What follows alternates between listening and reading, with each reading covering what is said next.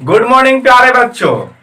आज मैं आप लोग के लिए लेकर आए हैं क्लास 12th केमिस्ट्री का एक चैप्टर पढ़ा रहे थे सॉल्यूशन, जिसका पार्ट 4।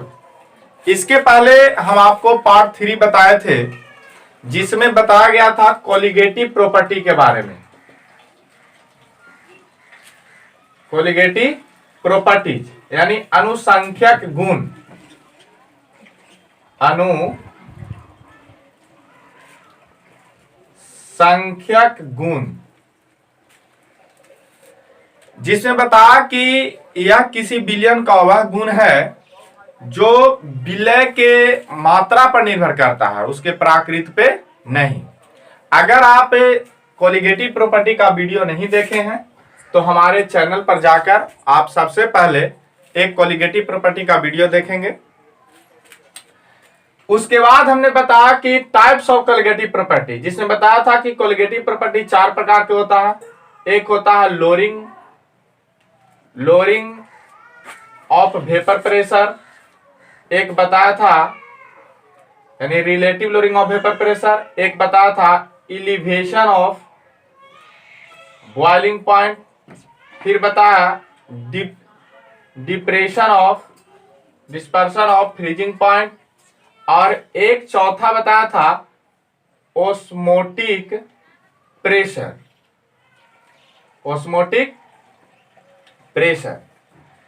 तो आपको उस वीडियो में relative lowering of vapour pressure, elevation of boiling point और डिप्रेशन ऑफ फ्रीजिंग पॉइंट के बारे में हमने एक्सप्लेन कर दिया था। आज इस वीडियो में हम आपको बताएंगे ओस्मोटिक प्रेशर यानी प्रासरण दाब क्या है।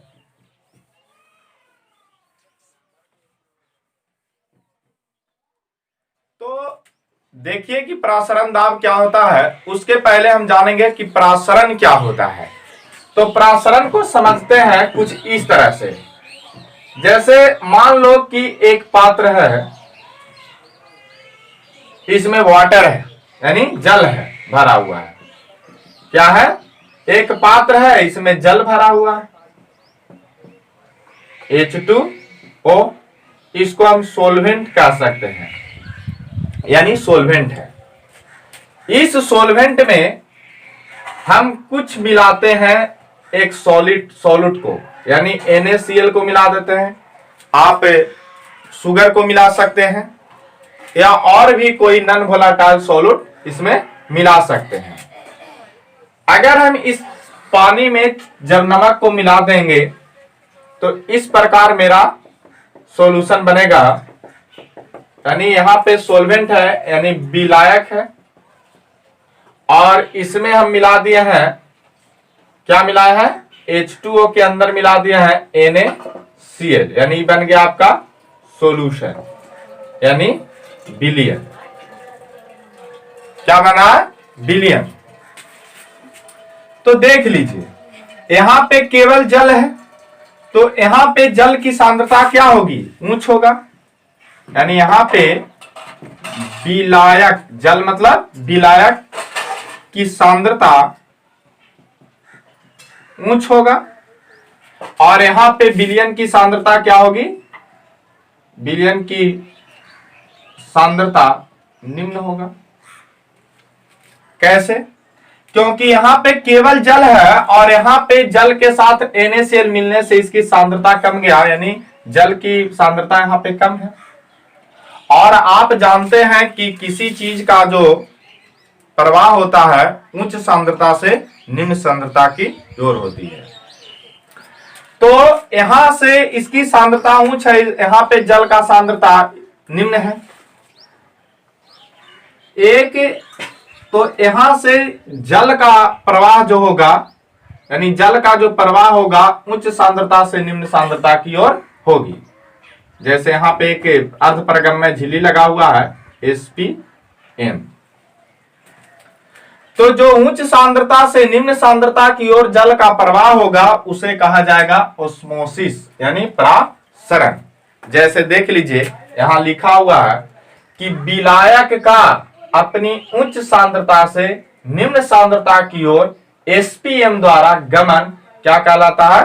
प्रासरण कहलाता है। एक बार फिर से देख लीजिए यहाँ पे पानी है यानी जल है, यानी उसको हम सोलवेंट कह सकते हैं, विलायक कह सकते हैं। और अगर इसमें हम NaCl मिला लेते हैं, यहाँ पे एक सॉल्यूशन है बन जाता है जिसमें जल और NaCl है, तो इस पात्र में जल है केवल, तो इसकी सांद्रता उच्च होगी, और यहाँ जल के साथ NaCl मिल जाने से इसकी सांद्रता कम जाता है। और आप जानते हैं कि किसी भी चीज का प्रवाह उच्च सांद्रता से निम्न सांद्रता की ओर होती है, तो यहाँ से जल का प्रवाह निम्न सांद्रता की ओर होगा, किसके द्वारा? SPM के द्वारा। इससे हम प्रासरण कहेंगे। अब यहाँ पे सवाल उठता है कि SPM क्या है? तो SPM एक अर्धपरगम्य झिल्ली है जिसका पूरा नाम होता है सेमी परमेम्बर मेम्ब्रेन। इसका काम है कि अपने से होकर केवल विलायक के अणुओं को जाने देता है, विलेय का नहीं। यानी यह कैसा अर्धपरगम्य झिल्ली होता है जो अपने से होकर केवल विलायक के अणुओं को पास होने देता है, विलेय का नहीं। तो यहाँ जल क्या है? विलायक है, यानी इसको जाने देगा, और विलेय का नहीं। तो यहां से इसका प्रवाह जो होगा उसको हम कहेंगे प्रासरण। प्रासरण यानी प्रसरण प्रक्रिया हो रही है। ऐसे आप बायोलॉजी में भी पढ़े होंगे कि पौधे के अंदर जल का जो प्रवाह होता है वो प्रासरण प्रक्रिया द्वारा होता है, और गैस का प्रवाह विसरण द्वारा होता है। अब है कि अगर हम इस प्रासरण प्रक्रिया को रोकना चाहते हैं, इस जल का प्रवाह जो विलयन की ओर हो रहा है, इसको अगर रोकने के लिए हम ऊपर से एक दाब लगाते हैं। क्या लगाएंगे? दाब लगाएंगे। तो जिस दाब के मतलब ऊपर से अगर हम दाब लगाते हैं तो ये जो जल का प्रवाह विलायक से विलयन की ओर हो रहा है वो क्या हो जाता है? रुक जाता है। तो जितना दाब लगाने से प्रासरण प्रक्रिया को रोका जाता है उसको हम प्रासरण दाब कहते हैं। तो प्रासरण दाब का परिभाषा क्या लिखेंगे कि प्रासरण प्रक्रिया को रोकने के लिए विलयन के ऊपर जितना दाब लगाया जाता है उसको हम प्रासरण दाब कहते हैं। तो आप एग्जाम में इसको लिखेंगे, प्रासरण दाब का परिभाषा ये देखिए, लिखेंगे कि विलायक का अपनी उच्च सांद्रता से निम्न सांद्रता की ओर SPM द्वारा गमन प्रासरण कहलाता है, तथा क्या लिखेंगे? तथा प्रसरण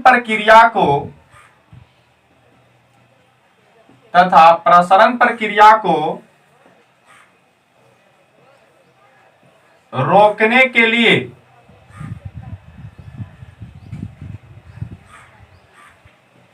जो दाब लगाया जाता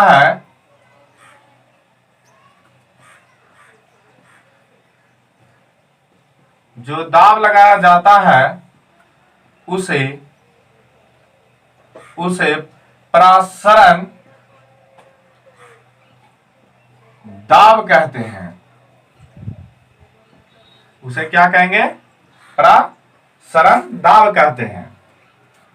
यानी अगर विलयन के ऊपर हम दाब लगाएंगे तो इससे विलायक का जो कण प्रवाहित हो रहा है विलयन की ओर वो रुक जाएगा, और उसी दाब को हम क्या कहेंगे? प्रसरण दाब कहते हैं। एक चीज जान लो, प्रसरण दाब को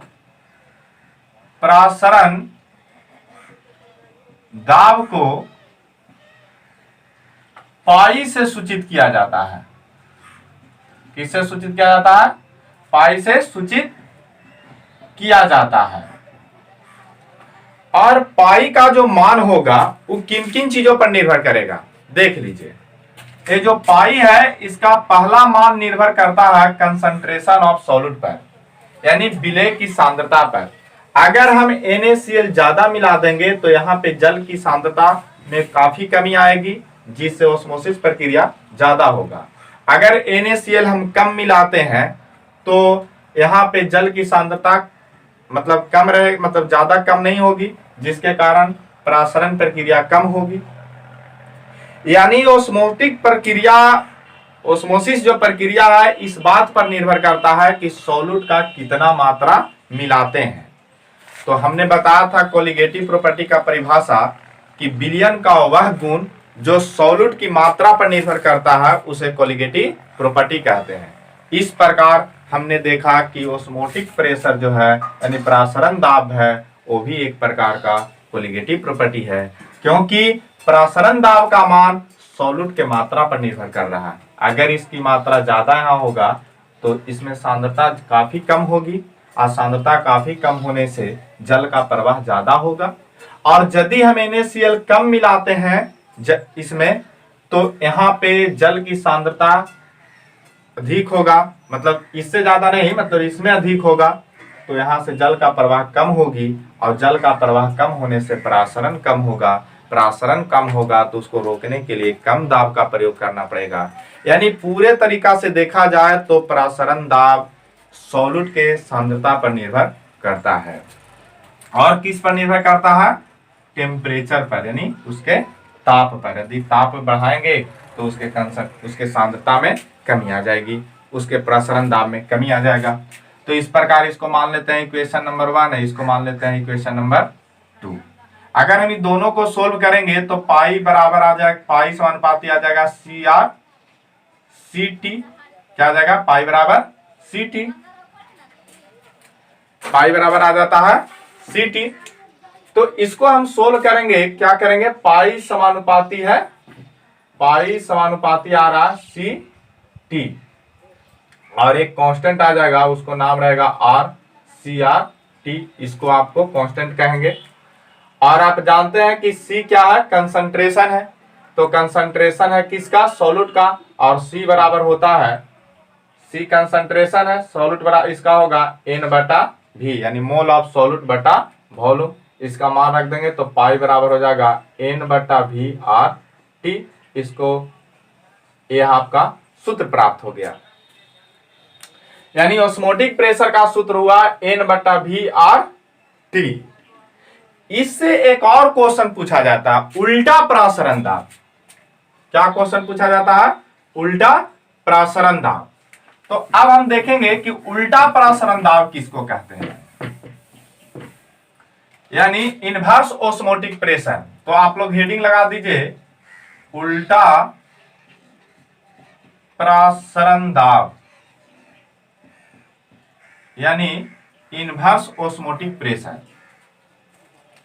आप इस फिगर को देखिए, हमने क्या बताया कि अगर इसको यहां पे दाब लगाएंगे तो वह दाब जो ऑस्मोसिस प्रक्रिया को रोक दे उसे क्या कहेंगे? प्रसरण दाब कहेंगे। लेकिन अगर इस प्रसरण दाब से अधिक दाब का प्रयोग कर दें, मतलब इस पर ज्यादा दाब लगा दें, तो उस सिचुएशन में क्या होगा? अगर हम प्रसरण दाब से, प्रसरण दाब किसको कहते हैं? जो ऑस्मोसिस प्रक्रिया को रोक दे। और यदि उससे भी हम ज्यादा दाब लगा देंगे तो क्या होगा? इसका प्रवाह इधर से हो जाएगा, यानी जल का प्रवाह विलयन से विलायक की ओर हो जाएगा, यानी निम्न सांद्रता से उच्च सांद्रता की ओर हो जाएगी। और इस प्रक्रिया को हम कहेंगे उल्टा प्रसरण, यानी उल्टा प्रसरण, जितना दाब लगेगा उसको बोलेंगे उल्टा प्रसरण दाब। तो क्या लिखेंगे उल्टा प्रसरण दाब में? वह दाब, मतलब उल्टा प्रसरण दाब का परिभाषा लिखेंगे कि यदि प्रसरण दाब से अधिक दाब, क्या लिखेंगे? कि यदि प्रसरण दाब से अधिक दाब का प्रयोग विलयन पर करते हैं तो विलायक का जो प्रवाह है, यानी जल का जो प्रवाह है, यानी विलायक का जो प्रवाह है, वो निम्न सांद्रता से उच्च सांद्रता की ओर होगा। इस प्रक्रिया को हम उल्टा प्रसरण दाब कहेंगे। यानी इस पर यदि हम अधिक, देखने वाली बात, सोचने वाली बात है कि यदि हम इस प्रसरण दाब कहते हैं कि जितना दाब पर हम इसको प्रसरण प्रक्रिया को रोक सकते हैं, और यदि हम इससे अधिक दाब लगा देंगे तो क्या होगा? जल जो है उसका इधर निम्न सांद्रता है, तो निम्न सांद्रता से जल का प्रवाह होने लगेगा किधर? उच्च सांद्रता की ओर। और ये जो प्रवाह होगा, और जितना दाब अधिक लगाने पर प्रवाह इधर की ओर होगा, उस दाब को हम उल्टा प्रसरण दाब कहते हैं। अब हम आप लोग को प्रसरण दाब से रिलेटेड कुछ न्यूमेरिकल्स बता देते हैं, जो कि क्लास 12 बोर्ड एग्जाम के लिए बहुत इंपॉर्टेंट है, और ऐसे क्वेश्चन अक्सर एग्जाम में पूछ लिया जाता है।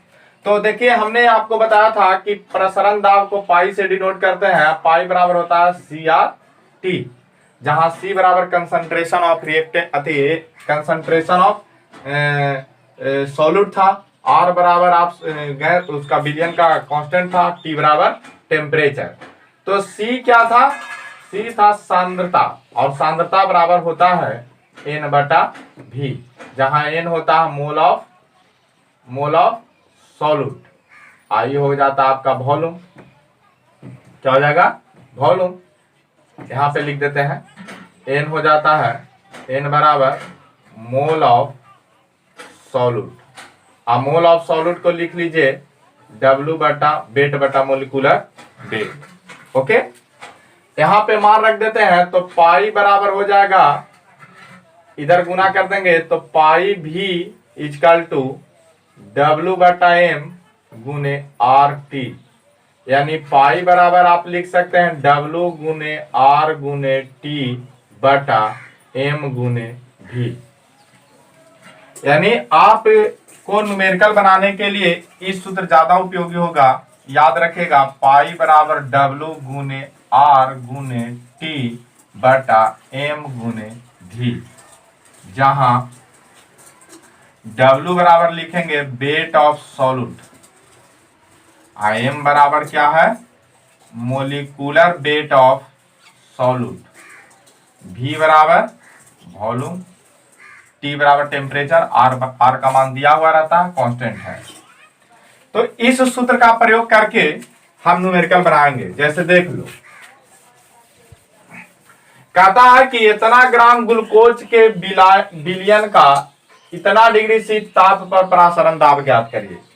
इतना ग्लूकोज, तो ग्लूकोज क्या है सॉल्यूट है, मैंने घुला हुआ है तो सॉल्यूट होगा, यानी सॉल्यूट यानी W बराबर दिले है 1.8 और M का मान निकालेंगे तो M बराबर है molecular weight of solute.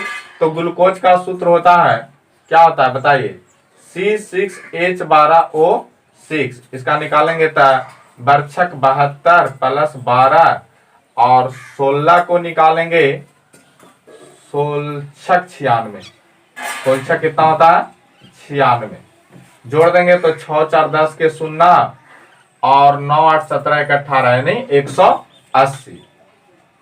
Molecular weight निकाल लेंगे ग्लूकोज का तो आया आपका 180। फिर कह रहा कि A1 पॉइंट इतना परसेंट दिया हुआ है, ये क्या दिया हुआ है इतना परसेंट दिया होगा कि इतना परसेंट ग्लूकोज के, परसेंट का मतलब क्या हुआ, परसेंट का मतलब हुआ कि वॉल्यूम दिया हुआ 100 मिलीलीटर और 100 मिलीलीटर को अगर हम लीटर में बदलना चाहेंगे तो इसको लिख देंगे 100 बटा 1000, यानी कट क्या जाएगा 0.1 लीटर, 0.1 लीटर। फिर यहाँ पे देख रहे हैं हमको अब W का मान पता चल गया, M का मान, V का मान, R का मान दिया हुआ रहता है 0.0, ऐसे आप याद कर लेंगे 0.082। अब है T का मान, तो T का मान दिया हुआ 27 डिग्री सी, जबकि हमको इसको केल्विन में चाहिए तो केल्विन में इसको लाने के लिए हम 273.5 जोड़ देंगे तो ये हो जाएगा आपका लगभग 300.15 केल्विन। अब हमको परासरण दाब निकालना है तो परासरण दाब में W का मान रख देंगे 1.8 गुना R का मान रखेंगे 0.082 गुना T का मान रखे हैं 315 बटा M का मान हो गया 180 और गुना 0.1। हम ये पूरे चीज को कैलकुलेट करके यहाँ पे देखिए लिख दिए हैं सुविधा के लिए, ऐसे आप कैलकुलेट कर लेंगे तो आएगा 44.356 बटा, इससे गुना करेंगे तो 0 से कट जाएगा यानी 18, और अगर तुम इसको डिवाइड करोगे आप तो आ जाएगा 2.4648 एटमॉस्फेयर। तो इस प्रकार हम बना लेंगे कि 1.8% ग्लूकोज में बिलियन का मतलब 27 डिग्री सी ताप पर परासरण दाब निकल जाएगा। अब दूसरा क्वेश्चन कह रहा है कि 5% ग्लूकोज को जलीय बिलियन का इतना केल्विन ताप पर पाई का मान निकाले, यानी परासरण दाब का मान निकाले। तो बस सेम है, देख लीजिए यहां पर भी वही काम करेंगे, सारा मान ऐसे रह देते हैं। कह रहा कि 5% ग्लूकोज, 5% ग्लूकोज मतलब सॉल्यूट का मान 5% है, तो यहाँ पे हम सॉल्यूट लिख देंगे 5। मोलिकुलर वेट तो 12, इसको निकाल देंगे बरबरे 44 से प्लस ये हो जाएगा 22, 16 में 11 से गुना करेंगे, 16 में 11 से गुना करेंगे तो गुना करने का एक तरीका भी सीख लीजिए। यहाँ पे अगर आपको किसी अंक में गुना करना है किससे 11 से, तो ये दोनों को ध्यान दीजिएगा।